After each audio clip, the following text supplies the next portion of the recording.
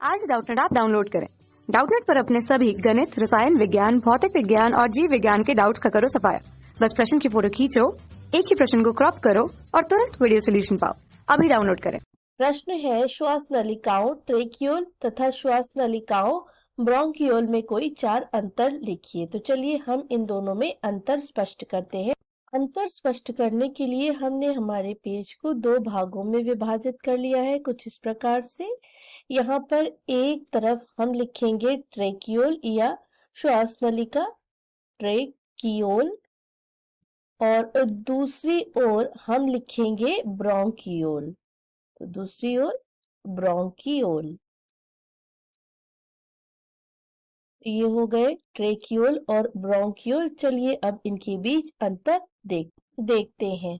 पहला अंतर जो ट्रेकियोल और ब्रोंकियोल के बीच होता है कि जो ट्रेकियोल होते हैं ये आपके प्रारंभिक संघों में पाए जाते हैं, जैसे आर्थ्रोपोडा। तो ये आपके प्रारंभिक संघों जैसे आर्थ्रोपोडा में पाए जाते हैं, आर्थ्रोपोडा में पाए जाते हैं। जबकि जो आपके ब्रोंकियोल होते हैं ये पाए जाते हैं कहाँ पर? ये पाए जाते हैं स्तनधारियों में। तो ये स्तनधारियों में पाए जाते हैं जो कि सबसे ज्यादा विकसित जीव होते हैं। तो ये स्तनधारियों में पाए जाते हैं। पहला अंतर हो गया कि आर्थ्रोपोडा जैसे कॉकरोच में पाए जाते हैं और ये स्तनधारियों में पाए जाते हैं। दूसरा अंतर जो इनके बीच होगा वो यहाँ पर ये जो ट्रेकियोल है ये ट्रेकियल तंत्र का भाग है। तो ये आपके ट्रेकियल श्वसन तंत्र का भाग है।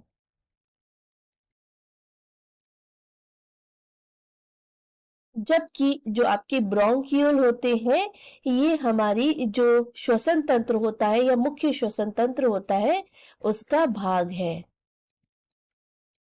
श्वसन तंत्र या मुख्य श्वसन तंत्र का मतलब है वो तंत्र जहां पर आपको फेफड़े मिलेंगे। तो जहां फेफड़े मिलेंगे वहां ब्रोंकियोल होंगे, जहां नहीं मिलेंगे वहां आपके ट्रेकियल श्वसन तंत्र पाए जाएंगे। तो ये हो गया आपका दूसरा अंतर। बात करते हैं तीसरे अंतर की। ये जो ट्रेकियल सिस्टम होता है या ट्रेकियोल होते हैं, ट्रेकियोल जैसा कि हमने बात किया कि आर्थ्रोपोडा में पाए जाते हैं। कैसे पाए जाते हैं? तो यहाँ पर इनका शरीर जैसा कि हमें पता है खंडों में विभाजित होता है। तो जो खंड होते हैं हर खंड पे 2 छिद्र पाए जाते हैं जिन्हें हम बोलते हैं स्पाइरेकल। तो इन छिद्रों को बोलते हैं स्पाइरेकल। इस स्पाइरेकल से एक नली जाती है जिसको बोला जाता है ट्रेकिया। इसको कहा जाता है ट्रेकिया। और ये जो नली होती है ये आगे जाके विभाजित होती है, विभाजन करती है या विभाजित होती है और विभाजन के पश्चात ये बनाती है ट्रेकियोल। ये ट्रेकियोल बनाती है। तो इस प्रकार से यहाँ पर ट्रेकियोल बनते हैं। और ये जो ट्रेकियोल होते हैं ये आपकी जो गैस होती है, वायु में गैस होती है, उसको ले जाते हैं कोशिकाओं तक, कोशिकाओं के अंतर कोशिकीय स्थान तक ले जाते हैं और वहां से कोशिकाओं में विसरण हो जाता है गैसों का।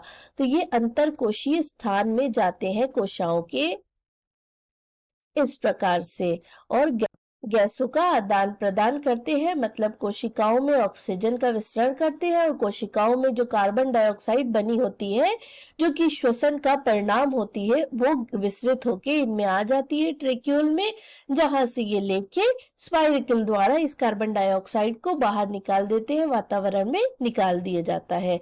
तो इस प्रकार से यहाँ पर ट्रेक्यूल सिस्टम काम करता है, ट्रेक्यूल तंत्र काम करता है। जब बात करें ब्रोंकियोल की तो ब्रोंकियोल सिस्टम में या श्वसन तंत्र में क्या होता है कि यहाँ पर आपकी जो गैसें होती हैं वो आती हैं आपके नाक के माध्यम से। तो सबसे पहले नाक होता है या नाक में छिद्र होते हैं, तो नाक के जो छिद्र होते हैं वहां से गैस आती है अंदर, फिर वो जाती है ट्रेकिया में। ट्रेकिया जो कि नलिका जो गैसों को फायरिंग से होते हुए ले जाती है थोरासिक गुहा तक।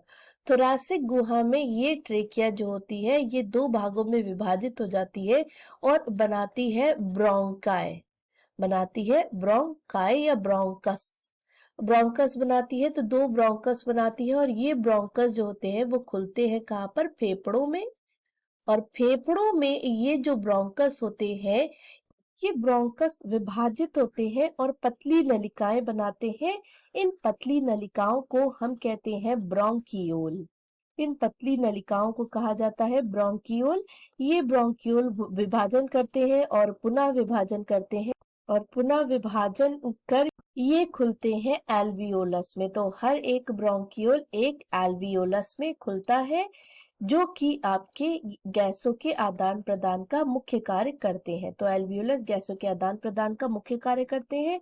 क्या होता है कि यहाँ से आपका ब्रोंकियोल में वायु जाती है, एल्वियोलस में जाती है, और एल्वियोलस से वायु में जो ऑक्सीजन होती है वह विसरित होकर चली जाती है रुधिर में, और रुधिर में जो कार्बन डाइऑक्साइड होती है वह विसरित होकर एल्वियोलस में आ जाती है, और एल्वियोलस से फिर ब्रोंकियोल में, फिर ब्रोंकस में, फिर ट्रैकिया में, और फिर नाक के छिद्र के द्वारा ये बाहर निकल जाती है। तो इस प्रकार से गैसों का आदान प्रदान होता है ब्रोंकियोल के माध्यम से।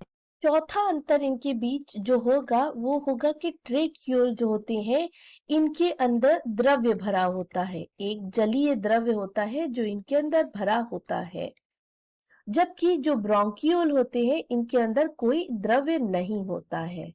द्रव्य यहाँ पर नहीं होता है, ये खाली होते हैं या वायु से भरे हुए होते हैं। तो इनके अंदर द्रव्य भरा होता है और इनके अंदर वायु भरी होती है, या हम कहें कि द्रव्य नहीं भरा होता।